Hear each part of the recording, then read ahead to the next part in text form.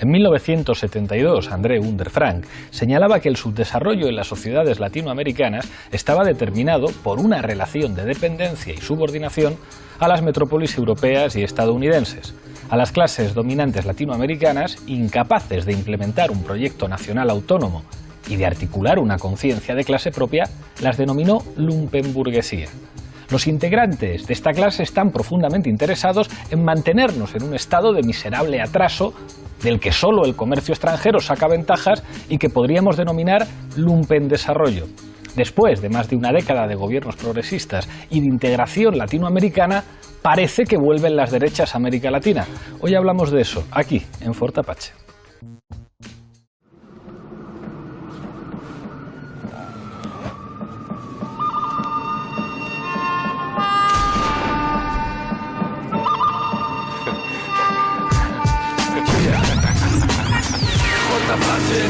Fort Apache, es Fort Apache.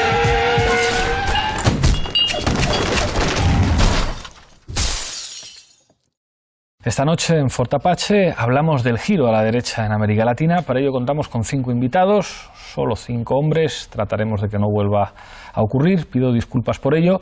Se estrena en Fort Apache Marcelo Estefanel, escritor. Muchísimas gracias por acompañarnos. Gracias por la invitación, encantado de estar acá. No podía faltar Manolo Monereo, uno de los habituales. Muchísimas gracias por estar aquí. Gracias por invitarme. Xavier Arrezabalo repite después de un tiempo muy pedido por los seguidores de Fort Apache. Gracias por volver. Muchas gracias a vosotros y a ellos. Beto Vázquez, politólogo, muchísimas gracias por volver al programa. Gracias por la invitación. Y cierra la mesa Augusto Zamora, periodista, otro de los habituales, sobre todo cuando hablemos de temas latinoamericanos. Bienvenido. Gracias, Pablo. Enseguida empezamos el debate, pero antes, como siempre, en el punto de mira. En menos de 2 años, la derecha latinoamericana ha ganado las elecciones en Perú, Venezuela y Argentina. Ha bloqueado la posibilidad de otra reelección de Evo Morales en Bolivia, ha destituido a Dilma y ha acorralado a Lula en Brasil. Amenaza con ganar un referéndum destituyente en Venezuela y se presenta como favorita también en las elecciones mexicanas de 2018. Además, en Colombia, la derecha uribista logró el descarrilamiento del proceso de paz. Esta noche, en Fort Apache, analizamos en profundidad el cambio de ciclo en América Latina.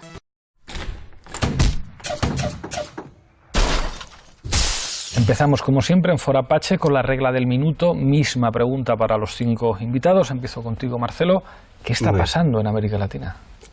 A mí me da la sensación, así a vuelo de pájaro, de que vivimos una especie de tragedia griega o de ciclos pendulares.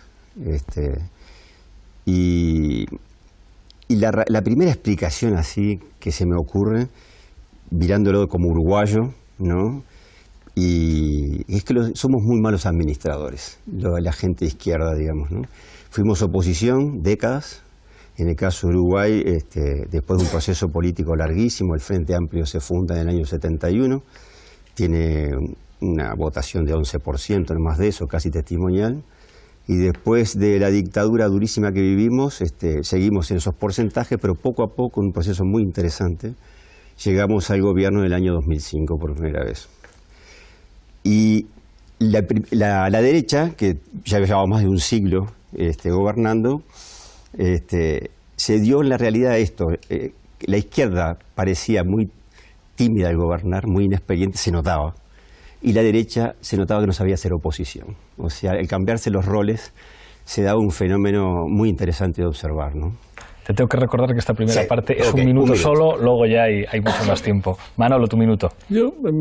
Marcelo me ha hecho recordar una cita de Castoriadis, ¿no? Que decía que una cosa es ser oposición y ser líder y una fuerza política de oposición, y otra cosa es gobernar, ¿no? Exacto. Que se puede ser un excelente gobierno, pero eso no te garantiza, oposición, pero no te garantiza que sea un buen gobernante, ¿no? Yo creo que hay un problema real, ¿no?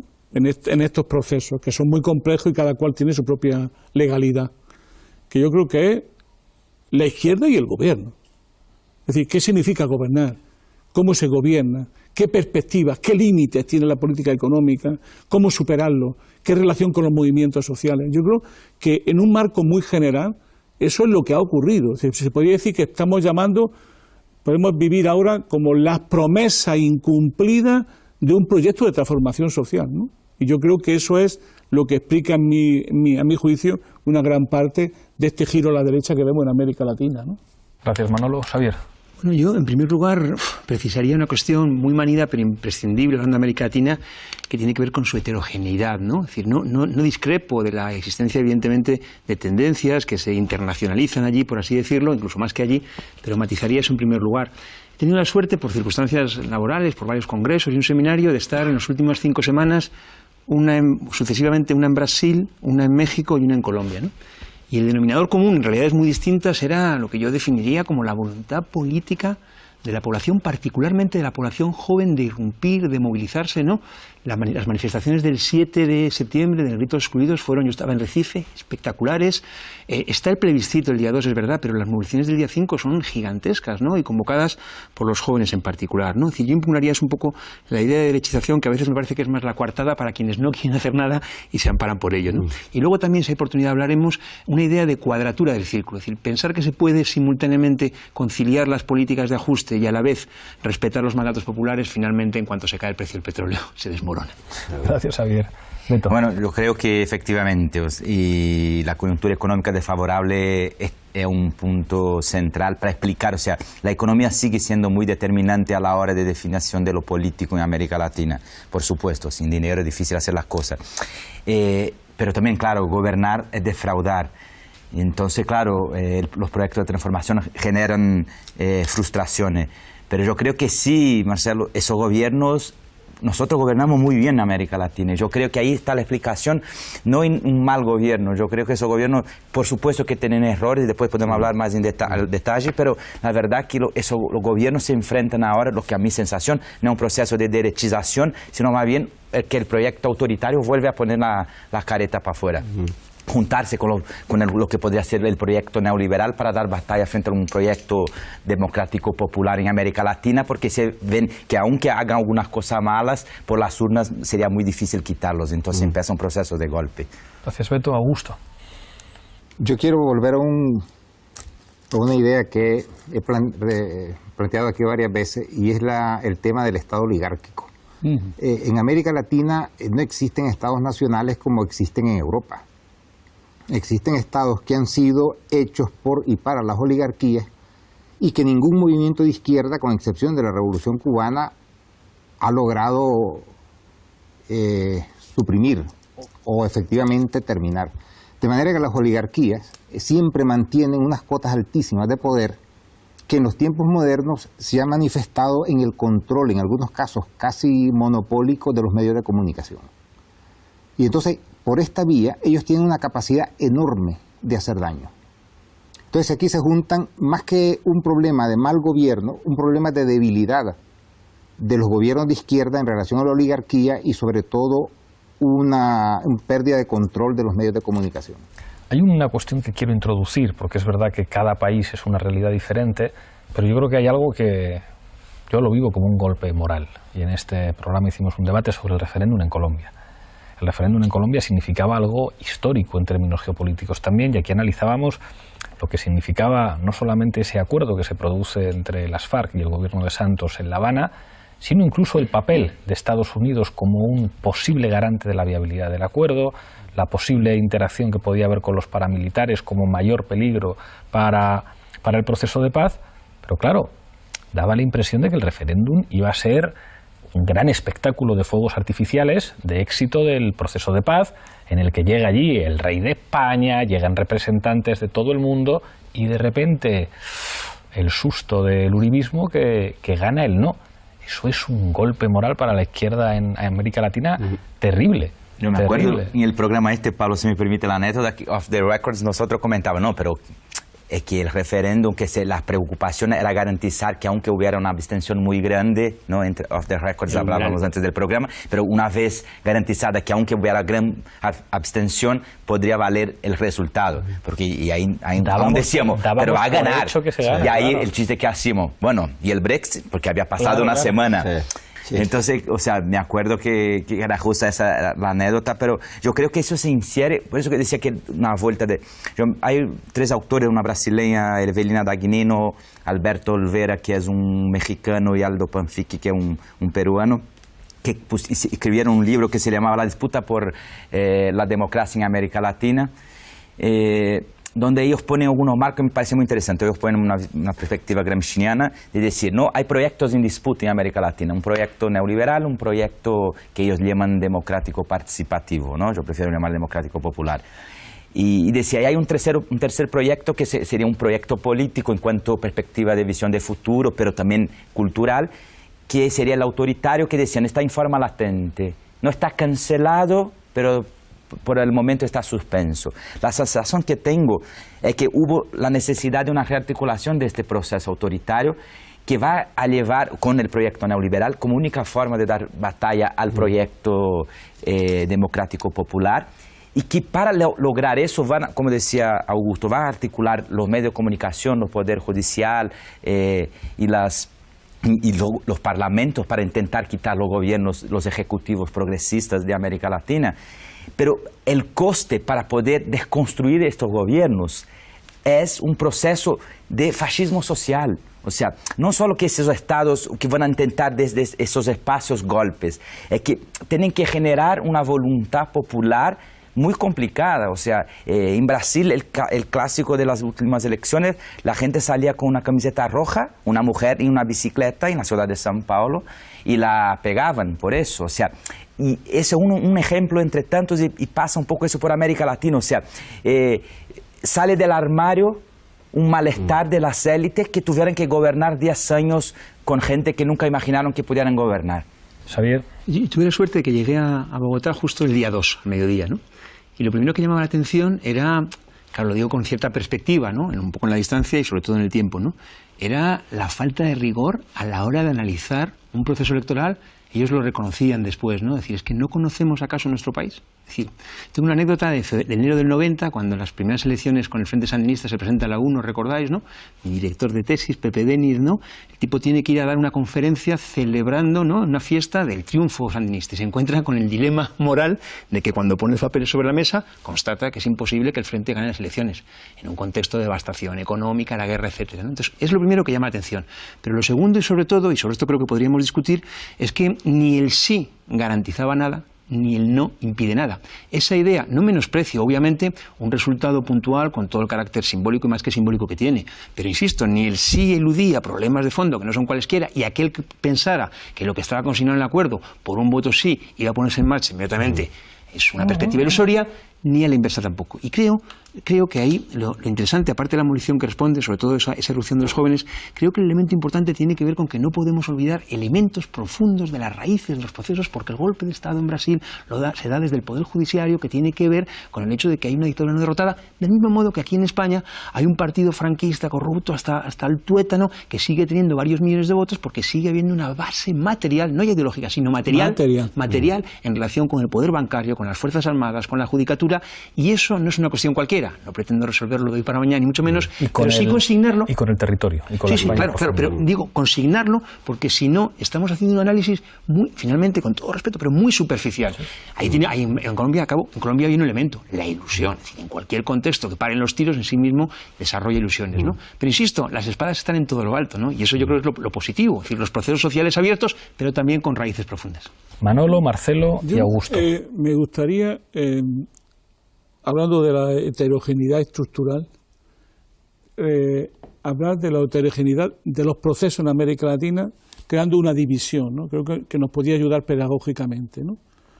Ha habido procesos, yo diría, más radicales que han supuesto una crisis de régimen en América Latina. Y hay otros procesos que no han supuesto una crisis de régimen. Por ejemplo, ¿no? Es evidente que donde ha habido una crisis de régimen ha habido además un proceso constituyente. Estoy hablando de Bolivia, estoy hablando de Ecuador, estoy hablando de Venezuela. Que yo creo que hay que diferenciar del resto. ¿Por qué? Porque allí la lucha social y el conflicto social llevó a una crisis de régimen. En Uruguay no. En Brasil no. En Argentina parecía que sí, que se vayan todos, ¿acordáis? No se fueron. Siempre vuelve un peronista. Y en Chile, mucho menos, que tú conoces, Sí. pero que estuvo ahí, tú lo conoces bien, además. Ahora hablamos, Usted sí, yo la leí cuando salió, fíjate. Prehistórica. Somos ya una prehistoria, ¿no? ¿Qué quiero decir? Que hay como dos procesos que se van. Ahora bien, yo quiero unirlo en un ciclo largo, no un ciclo corto. Si yo tengo la impresión de que ahora nos pega muy fuerte porque ha sido un palo muy gordo, porque la ilusión era muy grande. Y de pronto todos hemos vivido, pues, ¿quién no se acuerda de los presupuestos participativos? ¿Quién no se acuerda de Porto Alegre? ¿Quién no se acuerda de esa alegría que todos, de los foros sociales?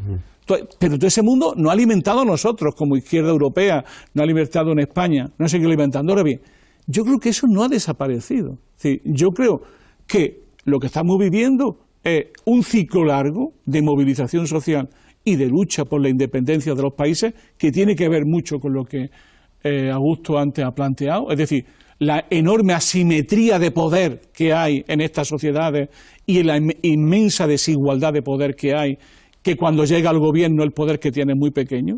Y por otro lado, que yo creo que tiene mucha importancia, que estos años no se han perdido, a mi juicio. Es decir, en ninguno de estos países, sea cual sea el decurso electoral y el ciclo electoral que estamos, la gente ha podido vibrar con la lucha social, ha empezado a tener elementos que hacía décadas que no tenían, entre comillas, de estado del bienestar, de derechos sociales, de un futuro más o menos asequible para las mayorías. A mi juicio, eso está ahí vivo, eso no va a morir. Lo que va a obligar todo esto es que la izquierda, que las fuerzas populares tienen que resituarse en un nuevo ciclo, en la cual ya seguramente las cosas no serán como las que hemos vivido hasta el presente, ¿no?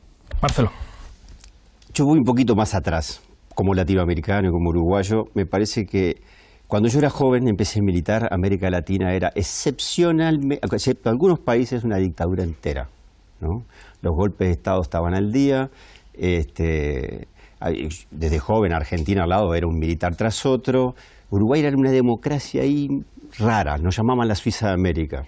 Sin embargo, en mi adolescencia viví toda la crisis horrible económica, ¿no? El deterioro de las clases populares, aparece la guerrilla, luego viene la dictadura, y cuando yo estaba preso en dictadura, toda América Latina era una dictadura, excepto México y algún país que ahora no sé, porque yo estaba muy aislado, no puedo recordar históricamente.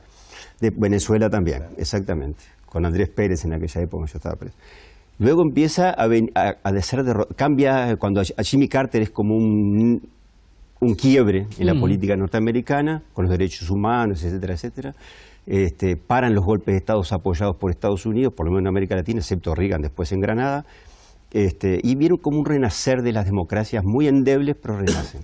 Y la izquierda empieza a crecer poco a poco, o aparece ese sector que se llama progresismo. Dentro del progresismo cabe mucha cosa, ¿no? Y hoy se ve como una especie de regresión en algunos países. Y para mí es lo que dije al principio. Vuelve la oposición, vuelve por sus fueros. Los que gobernaron muchas décadas no se resisten. Y son parte de la crítica, son parte de la sociedad. Entonces, mientras nosotros, como izquierda, administramos un Estado, una sociedad, pasamos lo que tú decías al principio, de ser oposición, que es mucho más sencillo, a ser gobierno, que es muy complicado, a hacer nuestro aprendizaje, tenemos que lograr la forma, el hecho de gobernar, hay como una especie de, después hablaba de una tragedia, nos separa casi inevitablemente de las masas, y eso no sé cómo se puede evitar, no tengo ni idea, ¿no? Vamos entrando como una especie de caja cerrada, nos vamos olvidando. Entonces hay movilizaciones como la aparece en España, cuando aparece el 11M, y nos llaman, ¿por qué pasa esto en España? ¿No? Miramos desde allá con unos ojos asombrados. Y hoy, para mí, es la eterna dialéctica entre dos concepciones, ¿no? Que se expresa de distinta manera en cada momento histórico. Y yo creo que hoy sí hay una andanada de derecha en América Latina que quiere venir por sus fueros, y los gobiernos progresistas y las izquierdas tienen que aprender a confrontar eso dentro del marco democrático. Tienen que otra vez apostar a las masas, apostar a frentes populares, a frente como nuestro Frente Amplio, que es una herramienta formidable en Uruguay, ¿no? Que llevamos 12 años de gobierno, aparentemente tenemos cierto desgaste, pero seguimos teniendo un apoyo enorme, ¿no? Está Me dirán, es mucho más sencillo gobernar un país como Uruguay, 3 millones de habitantes, pequeñito, que un país complejísimo como Brasil, que es un continente, o Argentina mismo. Pero creo que hay que ver las cosas con menos dramatismo que lo que da el primer golpe, como esta derrota. A mí me derrotó, la derrota del plebiscito me dejó azorado. Pero voy a eso, creo que estamos en una etapa de aprendizaje como izquierda, tenemos que poner mucho pienso y apostar siempre a una base social muy sólida. Augusto. Yo quiero primero dar una nota de optimismo. La izquierda sigue fuerte, muy fuerte, y gobernando en Uruguay, Ecuador, Bolivia, Nicaragua, El Salvador y hasta Cuba. O sea que yo creo que ha impactado mucho que los procesos más fuertes se hayan dado en Brasil y Argentina por la magnitud de estos países, que son los más grandes del continente, de la región.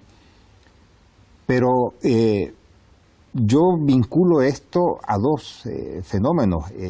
Primero, el control de los medios de comunicación, que eso es algo en lo que la izquierda ha estado como a la saga.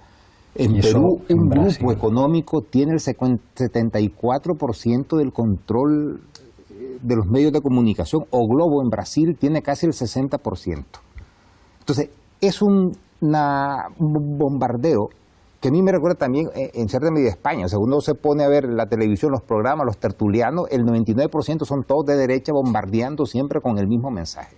Y que el periódico progresista en Brasil, La Hora Digital, es del amigo de Pablo Cebrián. Ojo, claro, el más progresista en Brasil. No, pero es que además, incluso en Francia, Reporteros Sin Fronteras dice que la libertad de prensa está amenazada por la concentración de los medios de comunicación en grupos oligopólicos. El otro problema es que Latinoamérica son sociedades duales. Y ese es un concepto que debemos interiorizar. Por un lado está la oligarquía y las minoritarias clases medias con unos poderes y niveles educativos, adquisitivos, más los grupos terratenientes, y por el otro lado, pues, grandes masas de población que son en el mundo de las telenovelas. O sea, uno ve en muchos países, es decir, la gente chupando telenovelas donde todos son ricos, guapos, bellos, y al final esto tiene un efecto en los votos, porque nadie te está comiendo el coco 10 años, sí que haga mella, ¿ya? En Brasil han tenido que recurrir a un golpe de Estado, digamos formal, por el temor de que en unas nuevas elecciones pudieran perder otra vez. En Argentina se perdió por un poquito pizca. ¿Ya? Y en Colombia, mira, yo fui siempre reservado con lo del referéndum, porque Colombia es un país muy particular. Es el país más violento de América Latina. Es un país donde los terratenientes aprovecharon la guerra contra la guerrilla para apoderarse de millones y millones de hectáreas de tierra arrebatadas a los campesinos que no quieren devolver. Y uno de los acuerdos fundamentales entre el gobierno y la FARC era precisamente resolver la cuestión de la tierra. Claro. Entonces, el peso de la oligarquía colombiana es brutal, y al final, como la mayoría de la población es urbana, donde la guerra ha afectado poco, en el campo se ganó masivamente y se perdió en las ciudades. En un mundo ajeno, muy controlado por el uribismo, se desprecia también el peso de las iglesias evangélicas de origen estadounidense y archirreaccionarias, y que hacen una labor de zapa contra la izquierda demoledora. Tan así que en Nicaragua el gobierno puso freno a la llegada de misioneros evangélicos porque ya se les empieza a ver el plumero, ¿sabe? Entonces hay una suma de factores que están ahí, pero yo no creo que la situación sea tan mala. Nos vamos a ir a Zapping y después os voy a plantear una pregunta, a ver qué tal nos va. Adelante, Zapping Apache. En los años 70 los militares se hicieron con el poder en Sudamérica. Como pretexto dijeron que combatían el ascenso de la izquierda. Varios golpes de Estado sucesivos dejaron un rastro de intolerancia, secuestros, asesinatos y exilio. Fue uno de los casos más graves de terrorismo de Estado que han existido, la Operación Cóndor. Veíamos como en Argentina no llega un representante de la oligarquía, llega la oligarquía pura y dura. Hoy en el pueblo argentino no fue casualidad el golpe de Estado en Honduras, el compañero Zelaya. No fue casualidad el golpe de Estado a Lugo en Paraguay. Y no es casualidad el intento de un proceso de golpe de Estado en nuestro pueblo brasilero. Una situación que me parece que se grafica de una manera muy terrible con el asesinato de Berta Cáceres, ¿no? ¿Usted cree que todo eso es casualidad? Este es el nuevo plan Cóndor, pero ya no se necesitan dictaduras militares, se necesitan jueces sumisos, se necesita una prensa corrupta. El grupo narcoterrorista FARC confiesa su plataforma de socialismo siglo XXI y el gobierno de Colombia les abre el camino. Este gobierno va en la dirección de legalizar el narcotráfico. Colombia ha votado no al acuerdo de paz con las FARC. Ha sido un resultado con photo finish. Solo 60.000 votos marcarán la diferencia en el referéndum convocado el domingo. Ahora, ¿qué es la gran pregunta? Una cuestión que planteaba antes Xavier y que yo creo que sirve para describir, digamos, las dificultades de la izquierda en algunos países de América Latina, que es la dependencia de los recursos hidrocarburíferos y su precio en el mercado internacional. Claramente Venezuela. Se podría decir Bolivia también, pero en Bolivia quizá lo han gestionado de manera más prudente o más sensata. Pero eso, digamos, que no afecta a todos los países latinoamericanos donde ha gobernado la izquierda.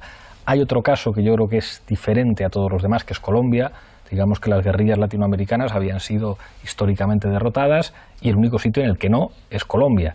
Y en Colombia, digamos que no había posibilidad de una alternativa política de izquierda en clave electoral sin alguna manera de integración de las FARC. Después del genocidio de la Unión Patriótica y los límites de la experiencia del Polo, con, digamos, experiencias en alcaldías muy interesantes, pero si no hay proceso de paz es muy difícil imaginar otra cosa en Colombia. Pero hay algo que yo creo que sí es algo un poco más generalizable, y por esto os quiero preguntar, que es la incapacidad de la izquierda de hacer una cosa que la derecha y el neoliberalismo hacen muy bien, que es como constitucionalizar sus victorias y hacer que el próximo que llegue a gobernar, aunque no sea de derechas, se tenga que adaptar a un escenario que ya ha cambiado en todo. Y que eso sería algo deseable, es decir, bueno, miren ustedes, nosotros hemos ganado las elecciones, hemos aguantado 8 años en el gobierno, pero hemos introducido tal cantidad de cambios sociales, de cambios constitucionales, de transformaciones en la estructura productiva, que si usted gobierna ahora, usted ahora gobierna con las reglas del juego que hemos asentado aquí. Y sin embargo da la impresión de que cuando la izquierda pierde unas elecciones se cae toda la construcción política como un castillo de naipes. Uno de los ejemplos, Argentina, que parece que llega Macri y llega con una guadaña y empieza a deshacerlo todo, a pesar de que gana por un poquito, a pesar de que el peronismo sigue teniendo un nivel de organización social enormemente fuerte, pero parece que acaban con todos. Esa es la pregunta que os dejo encima de la mesa. Tiene la palabra Xavier, después Manolo. Sí, es una buena pregunta, porque efectivamente pasa en Venezuela. En Venezuela, eventualmente, un nuevo gobierno podría prácticamente hacer tabla rasa. Esto lo estamos viendo desde una perspectiva más institucional. Es decir, ahí hay un aspecto importante que señalabas, ¿no? Es decir, no se han perdido estos años. Hay generaciones que por vez primera han accedido al hecho de que hay conquistas y hay conquistas porque hay organización detrás de ellas, ¿no? Pero cuando hacías el balance, Marcelo, ¿no? Fraternalmente, el balance de Uruguay sería mucho más cuidadoso, ¿no? Porque también hay la tentación de hacer el balance en comparación con lo que hacían otros gobiernos. Yo creo que el balance hay que hacerlo en función de las expectativas, de la propia base social que hay detrás de ello, ¿no? Iba a añadir una cosa. Es muy interesante esto de la constitucionalización, que tiene que ver en definitiva con que la mejor defensa del avanzado es un buen ataque. Es decir, no, la lucha de clases, el conflicto de clases no se interrumpe nada, nunca, ni podría interrumpirse, porque no es una cuestión retórica, ideológica, es la constatación del hecho material de que hay posiciones opuestas, intereses opuestas, ¿no?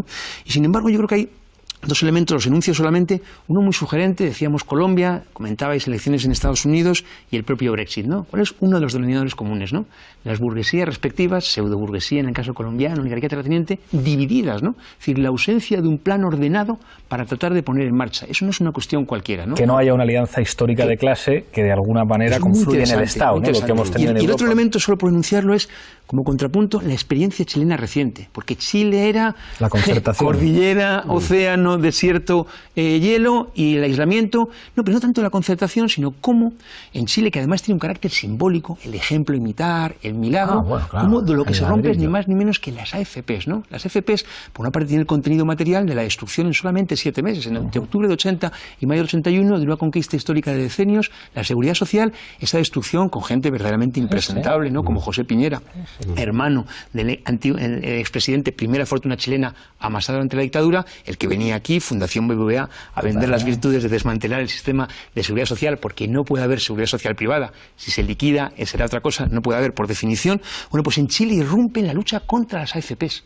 1 millón de manifestantes en una primera oleada, 2 millones en la segunda, el próximo viernes 4 de noviembre, un paro nacional, ¿no? Y eso, repito, tiene un contenido material muy importante. Si hay algo que define el contenido del salario indirecto, diferido con más magnitud, con más blindaje relativo, constitucionalización de los derechos, es precisamente el sistema de pensiones. Por eso aquí se pone el punto de mira, en eso estamos, pero yo creo que lo interesante es que también tiene un carácter simbólico, porque donde parecían cerradas las cosas desde el punto de vista de esa política fondomonetarista pura y dura, desmantelando, destruyendo las organizaciones sociales, la dictadura y todo, ahí sí que la clase trabajadora fue derrotada.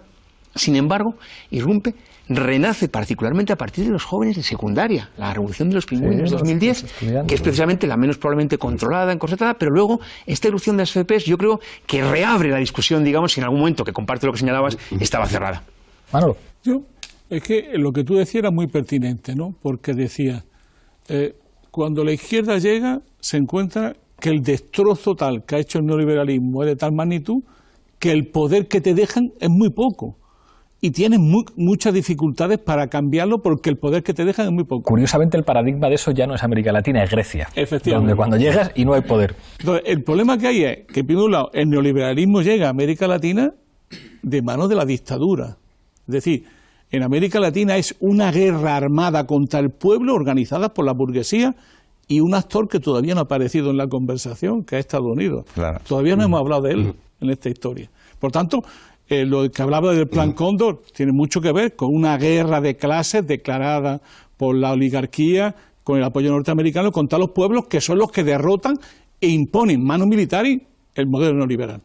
Por lo tanto, no le fue fácil, ¿no?, hacer ese modelo, primer punto. Segunda cuestión.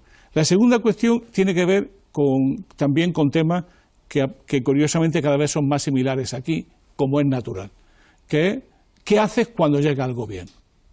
Y yo creo que aquí sí que tiene mucha importancia la política y la estrategia, y que se quiere gobernar, y que se quiere cambiar.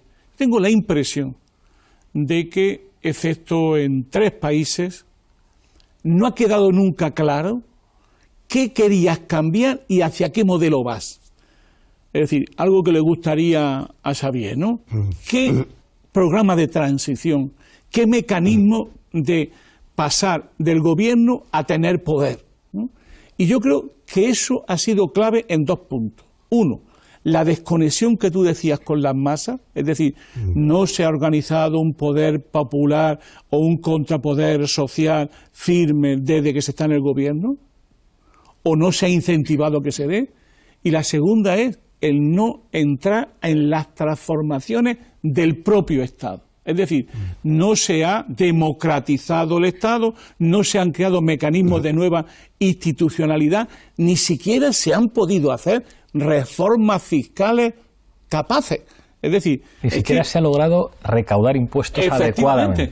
Y yo creo que eso sí que era muy importante. Es decir, ha habido grandes frases, continuamente grandes frases. Ahora bien, cambios concretos, precisos, que te fueran buscando una correlación de fuerzas más favorable, no la ha habido. Y es un poco lo que tú dices. Ahora da la sensación de que cualquiera llega y echa para atrás todo lo construido. Eso va a ser muy difícil en algunos países. En otros será más fácil. Pero yo creo que va a ser muy difícil en Venezuela, enormemente. Va a ser muy difícil en el Ecuador. Va a ser muy difícil en Bolivia, mucho más de lo que la gente se cree. Y creo que en otros países, destacadamente Brasil, pero también Argentina, va a ser muy difícil porque la gente ya ha probado que se puede gobernar de otra manera, que a lo mejor se ha sido muy pacato en los cambios, que se ha sido a lo mejor poco radical en los cambios, que había que ir más adelante, pero la gente dice que esto se consigue con más izquierda, con más organización y con un proyecto más claro de sociedad, ¿no? Augusto y Beto. Vuelvo al tema del Estado oligárquico. La izquierda fracasa en la medida en que sacraliza a las oligarquías y las deja más o menos intactas en su poder. Por ejemplo, está señalando Bolivia y Ecuador, donde sería muy difícil revertir lo que se ha avanzado, porque allí tanto Evo Morales como Correa han hecho transformaciones profundas que han tocado el espinazo de las oligarquías. En la misma Nicaragua, el Frente Sandinista pudo volver por haber creado una base popular muy amplia, y en lo que ganó las elecciones en 2006, ya este año que hay nuevas elecciones, va a arrasar literalmente, porque las conquistas y los avances sociales han sido espectaculares después de los 16 años de neoliberalismo. Me parece a mí que en Argentina, Brasil, prácticamente no se tocó nada de la estructura esencial del Estado oligárquico, con lo cual el Estado estaba absolutamente armado y preparado para dar el golpe en el momento que se le permitiera retomar la ofensiva. Y en este sentido, creo que el problema de las izquierdas latinoamericanas tiene que ver con un temor reverencial hacia las oligarquías. Como que de tantos años gobernando no se les puede tocar, no se las puede afectar económicamente, no se las puede confiscar, están ahí. Y de hecho en Brasil pues siguen existiendo los grandes latifundios, en Argentina, incluso en la época dorada del kirchnerismo, pues los latifundistas seguían campando a sus anchas, y al final tú pagas eso. Muy rápidamente, o sea, primero, siempre recordar que América Latina nace el Estado primero que la nación, ¿no? Al contrario de Europa. Entonces, no es una cosa baladí, y además un Estado generalmente muy débil. O sea, los Estados latinoamericanos eran Estados básicamente patrimonialistas, con procesos de burocratización weberiana incompletos y recién iniciados, que en los años 90 tienen que pasar por la ola de la New Public Management para hacer el Estado emular la empresa privada y no terminar de hacerlo, básicamente una excusa para achicar el Estado y echar a los funcionarios, entonces dejar este Estado más débil. Entonces lo que tenemos es un Frankenstein que es muy difícil desde ahí hacer grandes transformaciones. Bolivia, Ecuador, Venezuela lograron cambios constitucionales, hicieron procesos constituyentes. En Brasil los márgenes son otros, siempre comento, o sea, la reforma tributaria fea y mala de Lula al principio de su gobierno, que fueron la verdad de concesiones, la única medida estrella, que era un impuesto símbolo de 1% en las grandes fortunas y transferencias de la renta, de las herencias, fue la única que no entró. O sea que el Congreso no aprobó. Entonces, efectivamente, el gobierno de Brasil no pudo hacer políticas de Estado. Maniobró con su presupuesto de un momento de boom de commodities, no solo del petróleo, pero también de la soja, el minerio de hierro. Maniobró este dinero para hacer políticas, de lo que siempre decimos, faltan las reformas estructurales, pero los márgenes políticos para eso nunca existieron. Ahora bien, como decía el BID esos días, ha doblado las clases medias en América Latina. Entonces, claro, como decía Manolo, hay el doble de gente que no estará dispuesta a perder lo poco que ha conquistado. Pero que, claro, que está, gracias a esa articulación mediática, muy influenciada, creyendo, por ejemplo, en Brasil, que la responsabilidad de perder lo poco que había conquistado era de parte de los trabajadores.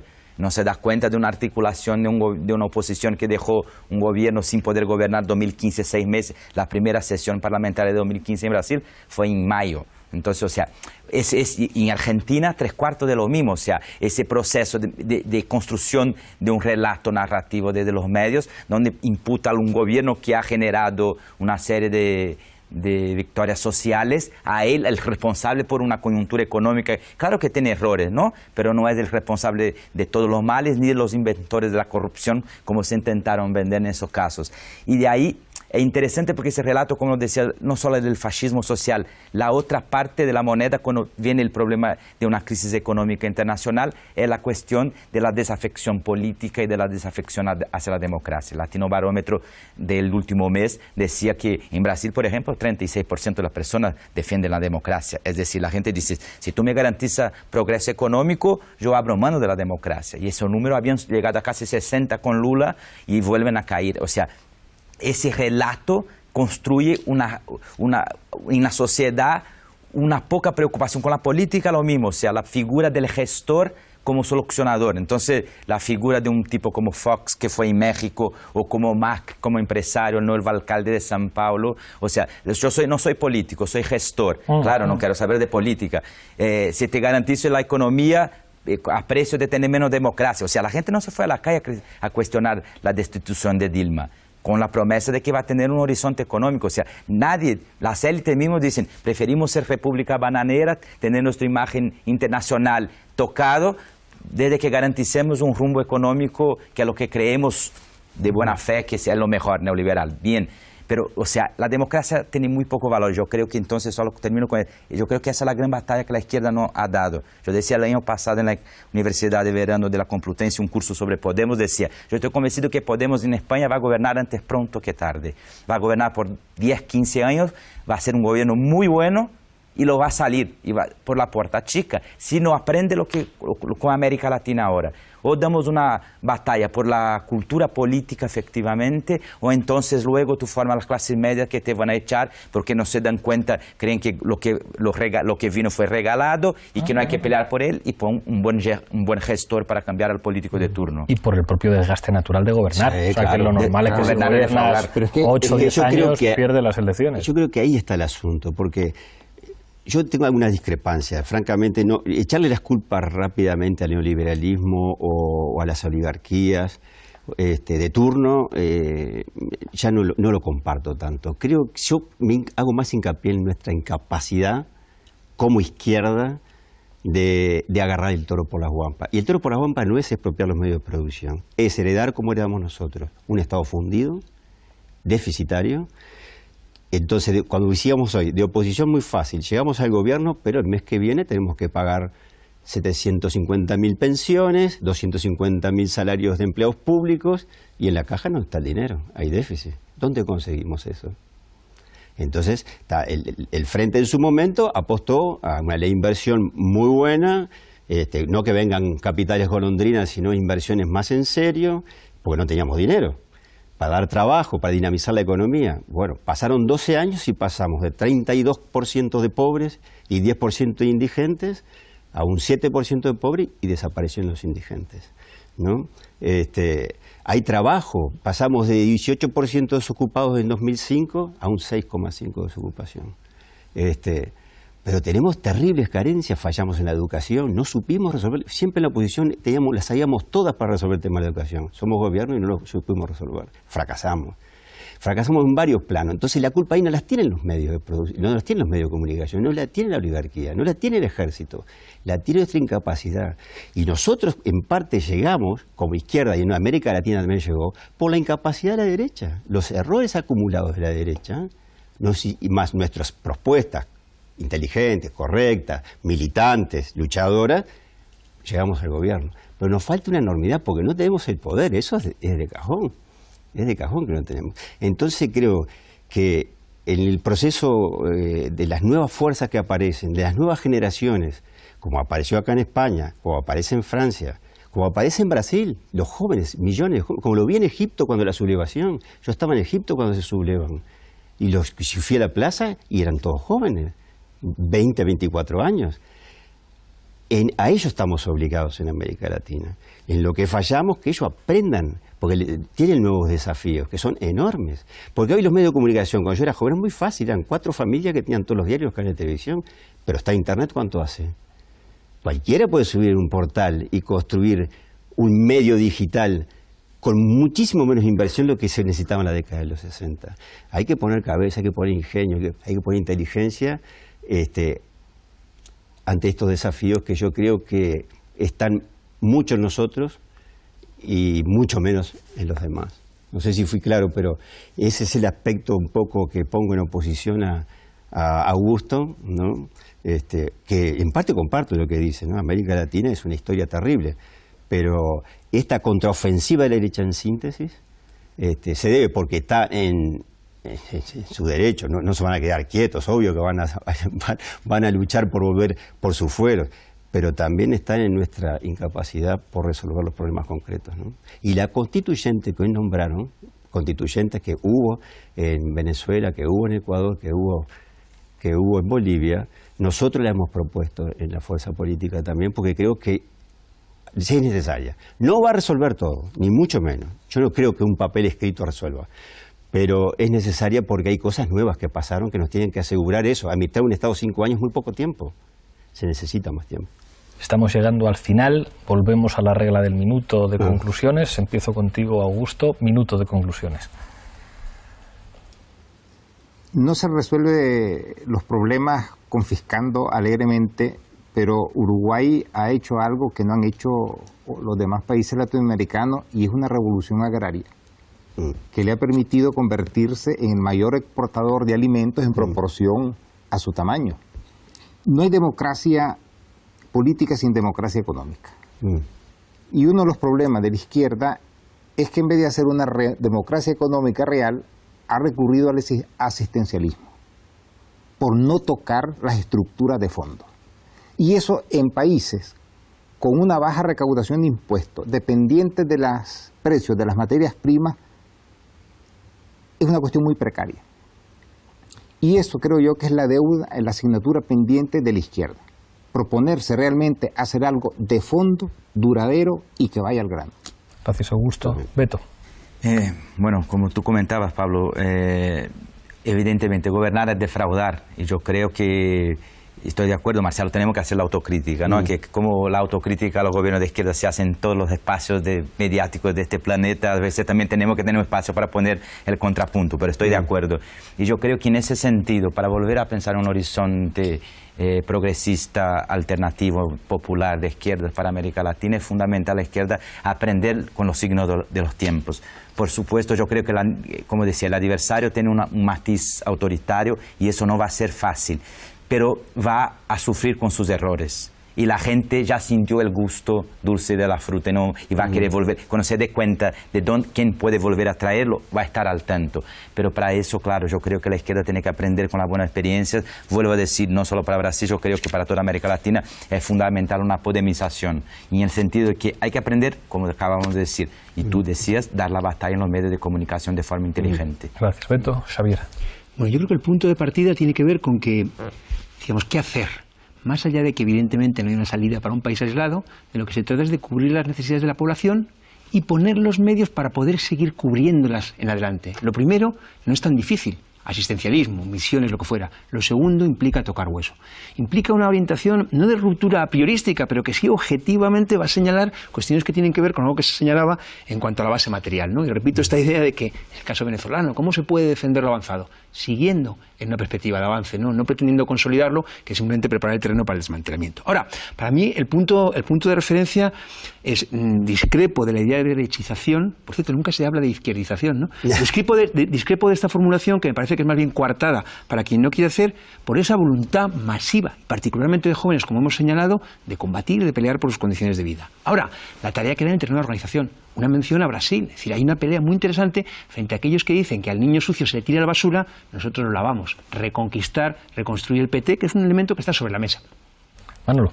Sí, Wyszynski decía hace unos días que el imperialismo norteamericano ya no funciona. Eso es una buena noticia en general, que un tipo tan lúcido lo diga, pero eso es una mala noticia para América Latina. Porque en cualquiera de los resortes de poder de Estados Unidos siempre tiene como resorte fundamental América Latina.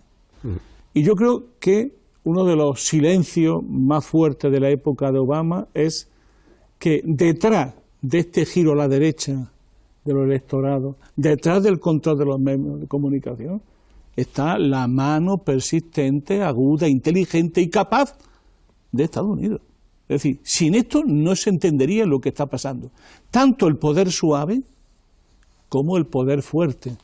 Porque a su vez siguen habiendo bases americanas, se siguen reconstruyendo artificios y articulaciones norteamericanas. Y esas están detrás de la puerta, ¿no? Gracias, Manolo. Minuto de conclusiones, Marcelo. Bueno, yo creo que el problema fundamental de la humanidad en general y de América Latina o en particular es la pobreza. Hay 2.000 millones de pobres, 1.600 millones de personas tienen acceso a un tomacorriente, Y creo que todo el esfuerzo que tenemos que hacer los que más o menos, no sé, tenemos cierta experiencia, es crear ideas o militar para superar eso en lo general, y en nuestros países buscar la manera de seguir adelante, que la izquierda se consolide con proyectos reales, que desaparezca del todo la pobreza, que lo que tú decías del agro, la revolución industrial, mira qué paradoja, en Uruguay no es porque se hizo reforma agraria, es porque en Argentina subieron las detracciones, entonces vinieron todos a plantar a Uruguay, y eso trajeron tecnología, y los uruguayos aprendimos a producir mucho más. Producimos hoy para 29 millones de habitantes y somos 3, pero hay que saber repartirlo para que llegue, ¿no? Son desafíos, no sé cuál es la solución. Muchísimas gracias, Marcelo, muchísimas gracias a los 5. Aquí nos veremos la próxima semana en Fort Apache.